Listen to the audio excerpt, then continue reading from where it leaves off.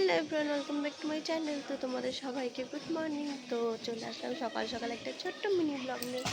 তো আজকে কি নিয়ে ব্লগটা করছি দেখো, দাঁড়াও।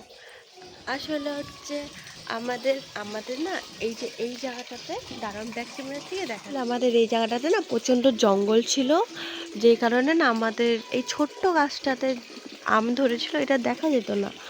তো আজকে বাবা না জঙ্গল পরিষ্কার করেছে, জাস্ট এটুকু রেখে দেয়। এটা হচ্ছে কুয়াশ গাছ, তো এর জন্য বাবা কাটতো না, যেহেতু বাবা মানে গাছটা বেশি পছন্দ করে। তো আমাদের এটা প্রথম বছর না যে এই গাছে আম এসেছে, এর আগের বছর এসেছিলো, বাট এর আগের বার দুটো আম এসেছিলো, আর এবার একটু বেশি এসেছে, বলতে এবার আমি গুনে রেখেছি 9টা আম ধরেছে। তো দেখো আমের সাইজগুলো, আমার সকালে দেখে খুব ভালো লাগছে যে এতদিন গাছটা ছিল দেখে দেখা যাচ্ছিল না, কিন্তু আজকে গাছটা কেটে ফেলেছে বাবা। তো আমগুলো একদম স্পষ্ট বোঝা যাচ্ছে। এগুলো কেটে দেবে একটু পরে, বাবা বললো স্নান করার আগে বাবা এগুলো কেটে পরিষ্কার করে দেবে।